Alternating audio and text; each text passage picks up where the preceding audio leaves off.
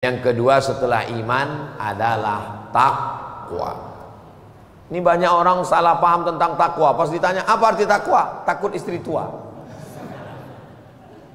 Takwa itu, tolong jangan ini malah yang diingat nanti pulang. Saya takut kena hujan, maka saya pakai payung. Saya takut basah, maka saya pakai mantel. Saya takut kehausan, maka saya bawa termos tempat air minum. Saya takut nanti kedinginan, maka saya akan bawa jaket.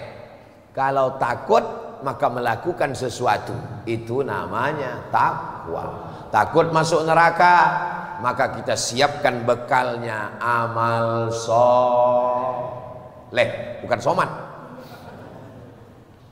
Doakan supaya Ustadz Abdul Somad punya iman dan takwa.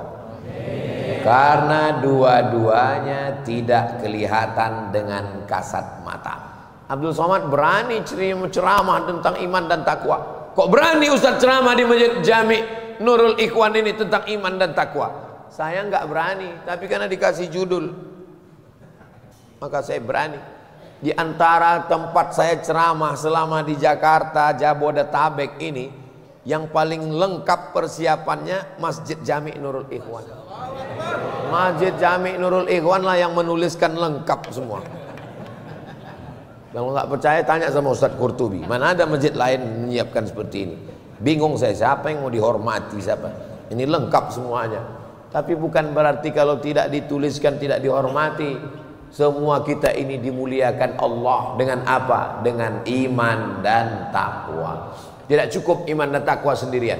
Ya ayyuhalladzina amanu, hai orang yang beriman, ittaqullah, takutlah kepada Allah. Tapi ada yang ketiga, wa kunu ma'as-shadiqin, hendaklah kamu bersama dengan orang yang shadiq, orang yang benar, orang yang jujur. Apalagi di akhir zaman, tidak bisa hidup sendirian, mesti berjamaah. Ya ayyuhalladzina amanu taqullaha haqqa tuqatih wa la tamutunna illa wa antum muslimun. Iman, takwa, muslim. Wa'tasimu bihablillahi jami'an wa la tafarraqu. Ini 5 ini sejalan. Iman, takwa, muslim, berpegang teguh dengan tali Allah, wala tafarraqu, jangan berpecah belah. Ini 5 ini sepaket. Kalau kita laksanakan yang 5 ini, insya Allah kita selamat dunia, selamat akhirat. Saya beriman Pak Ustadz, nggak bertakwa, nggak selamat. Saya beriman, saya bertakwa, tapi saya tidak mati husnul khotimah, tidak selamat. Saya beriman, saya bertakwa, saya muslim, tapi tidak berpegang teguh dengan Quran dan Sunnah, tidak selamat. Saya beriman, saya bertakwa, saya muslim, saya berpegang teguh, tapi tidak berjamaah, tidak selamat. Mudah-mudahan kelima-limanya ini kita amalkan, kita sebarkan, kita ajarkan, kita wariskan. Istiqomah sampai kapan? Sampai akhirnya malaikat maut mencabut nyawa kita dalam keadaan husnul khatimah.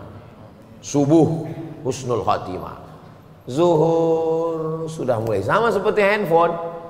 Handphone itu sudah mulai low bat, maka dia mesti dicas lagi zuhur. Ayyalas salah, ke masjid, tahiyatul masjid, qabliyah zuhur, salat zuhur, ba'diyah zuhur. Syukur-syukur di masjid ada kultumnya. Menjelang asar dong, ayyalas salah, asar datang lagi ke masjid. Maghrib, isya, subuh, tidur malam, malam bangun tahajud. Capek saya beribadah nih Pak Ustadz.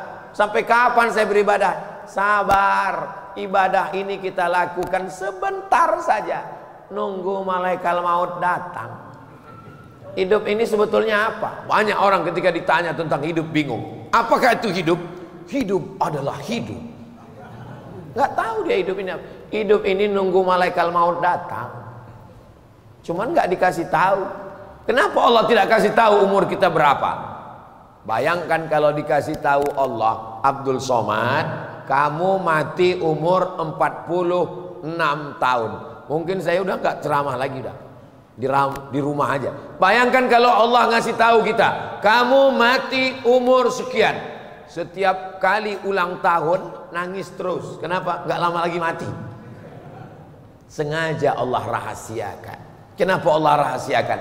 Supaya kita tetap beramal. Faman kana yarju liqa'a rabbih, siapa yang berharap berjumpa dengan Allah, falyamal amalan salihah, hendaklah dia beramal saleh, wala yusyrik biibadati rabbih ahada, dan tidak mempersekutukan Allah dengan apapun. La in asyrakta, kalau sampai kamu syirik, la yahbatanna amaluka, maka semua amalmu gugur. Mudah-mudahan kita selamat dari syirik. Jangan sampai mempersekutukan Allah. Bapak Ibu sangka kalau orang sudah ke Makkah sudah selamat dari syirik? Belum. Ustaz tahunya dari mana? Saya dulu kuliah, jadi musim haji pergi ke Makkah dari Kairo naik kapal laut. Sampai di Makkah kerja, macam-macam kerja. Satu hari saya disuruh membimbing jamaah haji, bawa ke Pasar Seng. Yang tahu Pasar Seng berarti udah tua.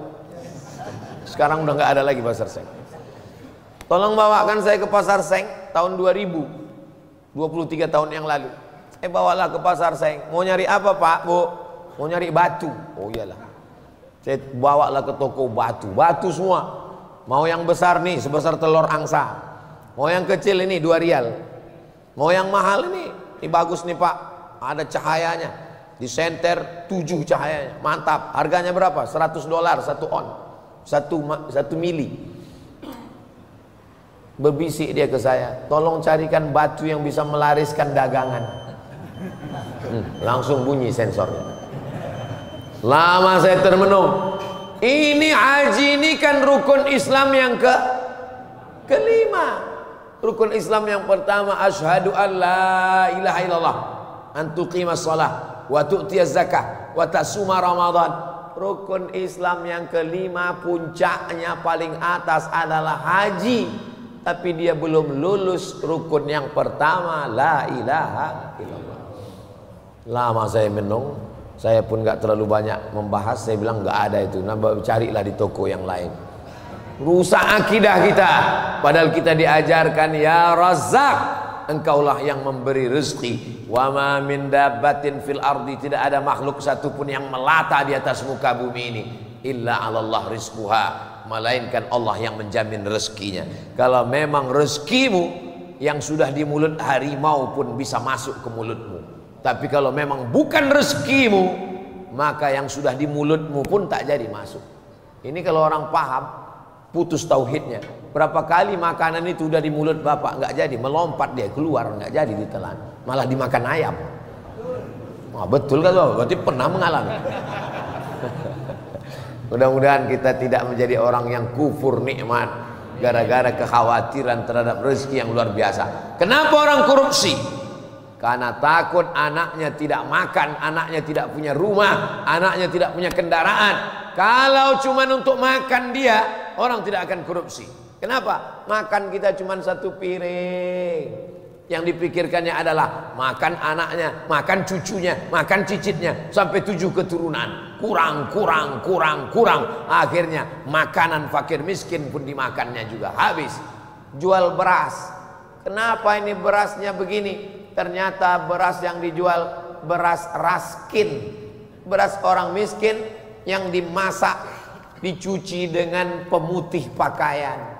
Bayangkan itu dosanya. Dosa kepada fakir miskin, dosa kepada pembeli karena sudah curang. Ismasita, hidup sesuka hatimu. Fa innaka mayyit, tapi ingat, kau nanti akan mati, akan dituntut di hadapan Allah. Faman ya'mal mithqala dzarratin khairan yara.